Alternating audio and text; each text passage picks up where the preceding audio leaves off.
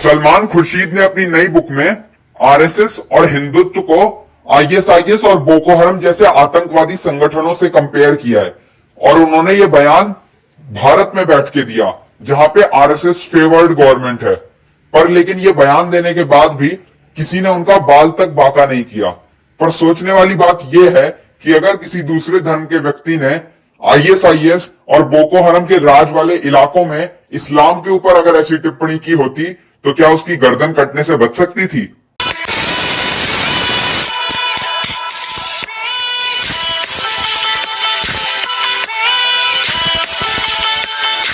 अब सबसे पहले ये समझते हैं कि सलमान खुर्शीद ने अपनी नई किताब में लिखा क्या है।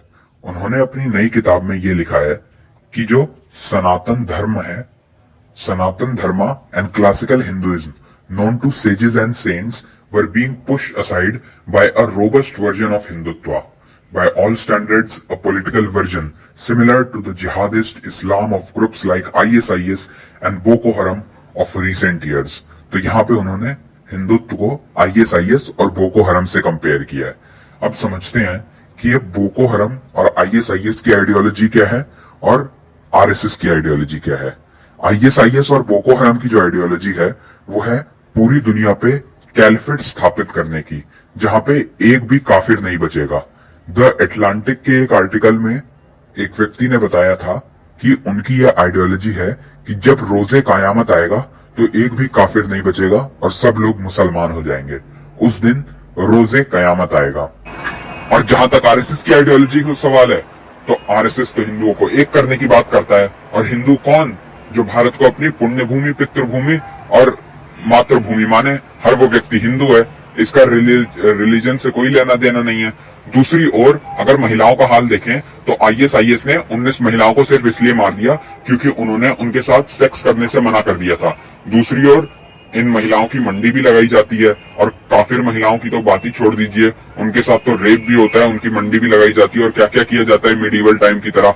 दूसरी ओर आरएसएस ने ऐसा कब किया दूसरी धर्म की महिलाओं के साथ? ये मैंने कभी नहीं सुना। इसके साथ साथ अगर हम आरएसएस और आईएसआईएस को कंपेयर करें तो आईएसआईएस के 10 से 15 हजार मेंबर हैं और आरएसएस के 1 करोड़ से ऊपर। तो अगर आरएसएस इस तरीके के काम कर रहा होता तो ये तो एक बहुत वाइड स्प्रेड काम हो सकता था। अगर आरएसएस ऐसा कर रहा होता तो मुझे नहीं लगता कि भारत में भी 20-30 करोड़ मुसलमान रह रहे होते और ना ही मिसप्लेस होते। वहीं अगर दूसरी ओर हम बोको हरम को देखें तो बोको हरम में ये पता लगता है कि बोको हरम मेनली नाइजीरिया में ऑपरेट करता है और जो मेनली वो नाइजीरिया में ऑपरेट करता है, नाइजीरिया पहले एक क्रिश्चियन डोमिनेटेड कंट्री थी, पर लेकिन 2015 से 2021 तक 11 से 12 हजार क्रिश्चियंस को बोको हरम ने मार दिया। अब ऐसे कितने मुसलमान आरएसएस ने मारे ये तो मुझे नहीं पता। दूसरी ओर अगर हम देखें तो 40 से 50 लाख 4 to 5 मिलियन क्रिश्चियंस को डिस्प्लेस किया नाइजीरिया से बोको हरम ने। और ऐसे कितने मुसलमानों को डिस्प्लेस किया आरएसएस ने ये तो सलमान खुर्शीद ही बता सकते हैं। दूसरी ओर मिशेल ओबामा का वो कैंपेन तो याद ही होगा, ब्रिंग बैक आवर गर्ल्स, जहां पे लड़कियों को पढ़ने से रोकने के लिए बोको हरम लड़कियों को उठा के लेके गए थे क्योंकि उनके हिसाब से लड़कियां पढ़ाई लिखाई नहीं कर सकती। अब आरएसएस ने ऐसा कब किया ये भी मुझे नहीं पता। मुझे तो ये पता है कि आरएसएस सरस्वती शिशु मंदिर चलाता है जहां पे लड़के और लड़की दोनों पढ़ते हैं।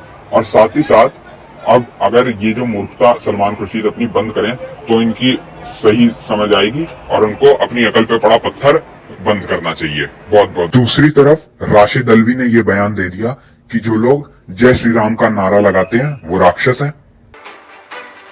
आज भी बहुत लोग जय श्री राम का नारा लगाते हैं, वो सब मुनि नहीं, वो निश्चर होता। अब राशिद अल्वी से कोई ये पूछे कि अल्लाह अकबर बोलकर लोगों पर गोलियां चलाने वालों ने अगर हम 2007 से 2021 तक देखें तो अगर हम एवरेज निकालें तो 21,000 लोगों को एक साल के अंदर मारा है। 20-21 हजार की एवरेज आती है। तो ये उन लोगों के खिलाफ कुछ नहीं बोलेंगे, पर लेकिन ये एक ऐसा एग्जाम्पल नहीं दे सकते जिसमें एक व्यक्ति ने जय श्री राम बोल के निहत्थे लोगों पर, मासूम लोगों पर गोलियां चला दी और मुसलमानों को या दूसरे धर्म के लोगों को मारा, या किसी ने बाजार में जय श्री राम बोल के अपने पेट पे या अपने शरीर पे बम बांध के अपने आप को उड़ा लिया हो। पर ऐसे हजारों और लाखों एग्जाम्पल मिल जाएंगे जहां पे अल्लाह अकबर बोलकर लोगों ने अपने शरीर पर बने बम को फोड़ दिया और एक बॉम्ब ब्लास्ट किया, आत्मघाती हमला किया और जिसमें हजारों लोगों की मौत हुई। तो इस हिसाब से तो अल्लाहू अकबर को एक आतंकवादी नारा माना जाना चाहिए। अब जब बात और बढ़ी और लोगों ने इसके ऊपर अपना विरोध दर्ज कराना शुरू किया, तो सलमान खुर्शीद ने यह बोला कि मैंने जो अपना बयान दिया वो हिंदुइज्म के ऊपर नहीं दिया, वो हिंदुत्व के ऊपर दिया। अब इन्होंने हिंदुइज्म और हिंदुत्व के ऊपर डिफरेंशिएट करने की कोशिश की, जबकि ऐसा कोई डिफरेंस है नहीं। ये टैक्टिक्स कई लोग यूज कर चुके हैं, देवदत्त पटनायक जैसे लोग, जो लोग बार बार हिंदुइज्म और हिंदुत्व को अलग अलग करके दिखाना चाहते हैं। और इसमें राहुल गांधी भी कूद पड़े, जिन्होंने कहा कि हिंदुइज्म और हिंदुत्व अगर एक ही चीज है तो फिर इन दोनों का नाम अलग अलग क्यों है। तो इन मूर्ख आदमी को ये बताओ कि भाई तुम इटालियन हो इसलिए तुम इंग्लिश में हिंदुइज्म कह रहे हो, तुम यूरोप से आए हो इसलिए तुम हिंदुइज्म कह रहे हो, वरना उसका संस्कृत में नाम तो हिंदुत्व ही है। तो ये सिर्फ लैंग्वेज में अलग अलग बात हो जाती है। ऐसे मैं कहने लग जाऊं कि इंडिया और भारत में क्या फर्क है, ये अगर अलग अलग ही है तो अगर ये सेम ही है तो इनका नाम अलग अलग क्यों है। अरे भाई, इंग्लिश में इंडिया और हिंदी में भारत, इनका नाम इसलिए अलग है। ये कोई समझता नहीं है, पर लेकिन बकवास अपनी पूरी दुनिया भर की देते हैं कि हिंदुत्व, हिंदुइज्म, ये वो, दिमाग खराब बिल्कुल। मतलब जिनको 1 रुपए की नॉलेज नहीं है ना, मुझे ये समझ नहीं आता इसको एम्बेसडर किसने बनाया था सलमान खुर्शीद को। एक नंबर का मूर्ख आदमी है ये। अब ये समझने की जरूरत है कि सलमान खुर्शीद ने ऐसा किया क्यों। तो ये पहली बार नहीं है जब सलमान खुर्शीद ने ऐसी बकवास की हो। इन्होंने ऐसी बकवास पहले भी की थी। इन्होंने सन्स ऑफ बाबर के नाम से एक किताब छापी थी। सन्स ऑफ बाबर, वो बाबर जिन्होंने हिंदुओं का नरसंहार किया, और तो और जिसने बाबरनामा में भारत को कितनी गाली दी है, और ये उसका वर्णन कर रहे हैं पूरा। उसका बेटा, उसका पोता अकबर, जिसने चित्तौड़गढ़ में 40,000 हिंदुओं का नरसंहार किया युद्ध जीतने के बाद, सिविलियंस का, उसका ये महिमा मंडन कर रहे हैं। दूसरी चीज, सलमान खुर्शीद ने तो बाटला हाउस एनकाउंटर के बाद भी कहा था कि सोनिया गांधी की आंखों में आंसू थे।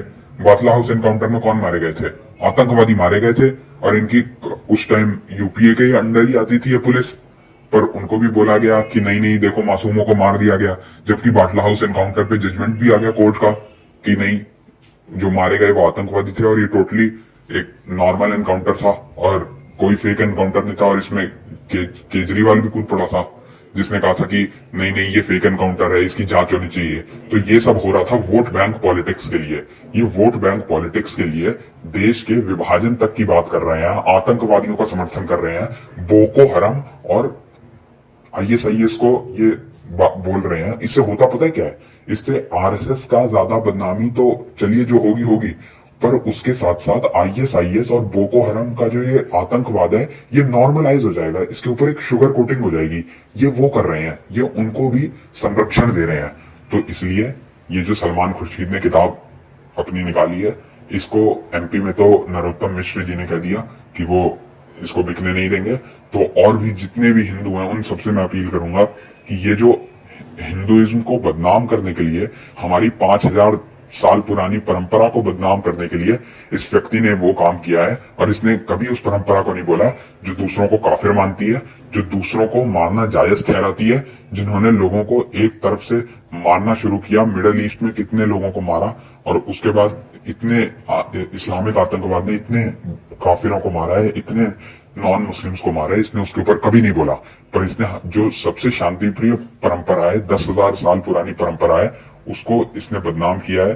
तो इसका जितना विरोध हो सके उतना विरोध करना चाहिए। क्योंकि अगर हम दूसरी तरफ देखें तो जब दूसरी तरफ को अगर बोला जाता है, और भले ही वो जेन्युइन रीजन से बोला जाता हो, जब कोई इस्लामिक आतंकवाद पे सवाल उठाता है तो उसकी तो गर्दन काट दी जाती है। पर लेकिन हमारे धर्म को कोई कुछ भी बोल दे, उसको कोई कुछ नहीं करता। कमलेश तिवारी ने बोला था तो उसके ऊपर पहले तो NSA लगा, और NSA लगने के बाद जब वो बाहर आया तो उसको मार दिया गया। पर लेकिन सलमान खुर्शीद के ऊपर ना NSA लगा रही है दिल्ली में बैठी सरकार, क्योंकि दिल्ली पुलिस जो है वो तो बीजेपी के अंदर आती है। तो उनको भी इसके ऊपर कार्रवाई करनी चाहिए। उनको डरना नहीं चाहिए कि उनके ऊपर वेंडेटा या कुछ बात आएगी।